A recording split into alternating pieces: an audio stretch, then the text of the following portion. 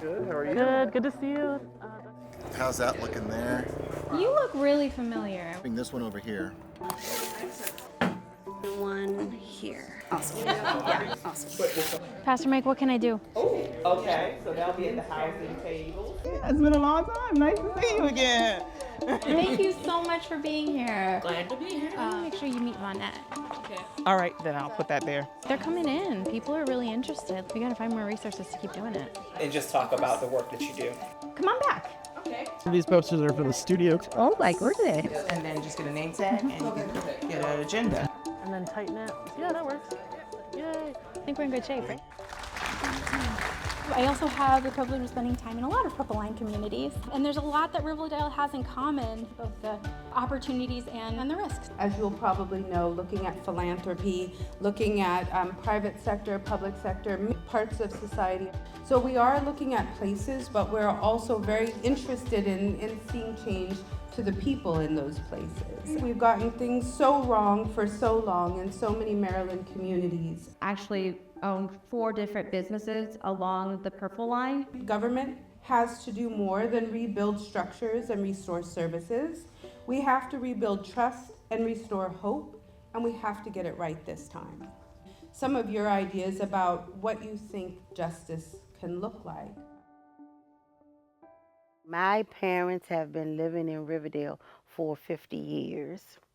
So I'm more so like the advocate and the voice and the ears, not just for them, but for other people in the community. I have a couple of clients that sit along the course of the Purple Line. Like, I'm all for public transit. I don't even run errands myself between the hours of 3 and 7 p.m. if I can because of traffic. I'm from Nigeria, grew up in Largo, Maryland, so I'm home to this. Businesses along the right-of-way and residents all have some impacts there. It's a disruption with their current businesses. You affect your pedestrians because they have to use the sidewalks. It's supposed to be finished maybe 2027? Maybe? We don't know because it should have been finished, but due to a lot of contracts that went through, they didn't go through right. So how long is it going to take? Are we going to keep on exceeding the years of the Purple Line? The undercarriage is getting all the booms. To drive through those neighborhoods right now can be really hectic getting in and out with all that construction. A lot of accidents because some of the roads are whoop, whoop, whoop. It'll be beneficial in the long term, but you have to get through the short term. My concern is, okay, they're going to put up a Purple Line, but is it going to be affordable? Our study focused really specifically on the area within 1 mile of the future Riverdale Park stations. We found that most of the apartments in that radius, 70%, are owned by just 2 corporate landlords. The parking, are they going to have something in place where the people that don't live in those communities aren't parking their cars in the residential area? So you actually do leave your car at home to walk to the Purple Line stop? They already don't have sidewalks over there in certain parts. The last mile, making sure that sidewalk connections are there and making sure that people will be able to access the stations.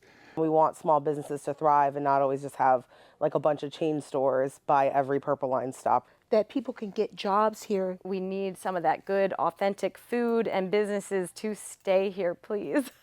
We have to move forward while still protecting, what is the essence of this town and the residents and sort of bringing them in. But it also brings in other businesses that are bigger than them, which can drive up the prices and the labor and everything of that nature. A little bit less evictions. I really don't know how people define affordable housing. I saw 10 or 12 people very proud of themselves that they were opening up a affordable housing facility and the cheapest rent was close to $2,000. So that should not have the title of affordable housing. I set a budget, but as I looked around at Coast County, it was like, well, I couldn't really afford to live there. They're putting up a lot of houses, but no new schools. There are no new schools. And with the Purple Line coming, we know that there's going to be some definite fiscal changes. Once the Purple Line is there, they start to raise rents because more people want to live by the Purple Line. And then those residents who have been there for years and years have to move and find somewhere else to live. We have so many properties, goodness, that need to be revitalized. How much can we get from government? How much can we get from private investors? How much can we get from the random mojo who just wants to donate to a good cause? So I do think it's going to take an effort from the Maryland Transportation Administration, our Departments of Environment in Montgomery County and Prince George's to bring back a culture of mixed classes using transit and from all incomes. So different ways of engaging residents to be a voice. What are some of these challenges that the community faces? I know a lot of people in this room, fortunately, and there's so much good work happening. So that we don't have to speculate. Well, good morning, everyone. Thank you so much for visiting us. Where we're going to get to talk to the people who are making these decisions, right? The people who control the funding that could give people grants. Lack of sidewalks are a huge issue here. We're going to talk to people who do plan whether or not we have sidewalks in the community. They came with big promises. Yes. It starts construction and there's no sidewalks. We hear from people we're going to turn into one big project. What the Purple Line means to them. How unfriendly it really is. Okay, here we go. Let's follow me out. Yeah. Listen carefully. All right, does every group have a pen? Your mission interviewing people and getting to know them and their community. is to find the stories, to meet the people. For our House of 484 class. And these little carts are nothing but a cue to action. You just drove through what they are living through. That Service Cafe is for the community people you're about to meet here. Do they even know it exists? And now you have some information to share with them.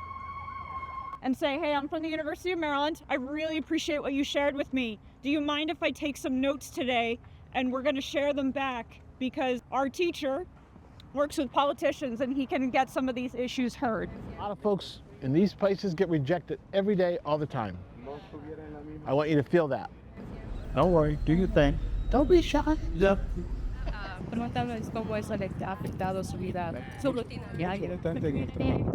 If you have cards with words on them, you can turn those in and you can get some more cards. Okay, make sure that we get those. I live in the street, but these people, they don't have a voice. My students are here. Listen for that voice. Sí, soy de Salvador. De parte de Usulután y Glico. Ok, yo soy de San Salvador, la capital, Apopan. Apopan. Sí. They've been here for over 20 years, can you imagine? Yeah, I asked them about the construction and they're like, it's kind of unfair because they actually live around here and it's like they're giving jobs to other people from out of state that are coming to build all this metro and they're like, but we're not getting any jobs. Yeah, so it was very sad. Interesting. Yeah. We spoke to 3 men. How would you know they're homeless? They told us. One of them said that he wants to seek help for alcoholism. I spelled it on him. Yeah. I couldn't really translate that, but I could tell like by their body language. You could feel it. Yeah, like they really wanted help. They sleep on some steps or like under a bridge. Very harsh conditions because I mean we're like over here out freezing and people are actually living in those conditions. 3 miles from the front gate of your university, people living under bridges. Floor's open. A lot of people in the community that's actually affected, people not really knowing what the Purple Line is for, like where it goes or like what it does or its purpose. And I think it goes to show like where the attention is focused on. It's really like the area that we're in that has more of a impact than us on campus. They believe in God and he's the one that's kind of still keeping them alive and going. And yeah, they said that they're not actually religious, but they do believe in higher power. So very humble people, very sad. It's really frustrating that we're, 8 miles from the Capitol and there are people living on the streets and who can't access dental care and can't access health care. This is an election time. We're going to get in front of these elected officials about what we're hearing. Keep up with all this work because you guys are the voices for all the community. So it's like, it's nice. And with that, Cinema, all right, be safe. Till we meet again.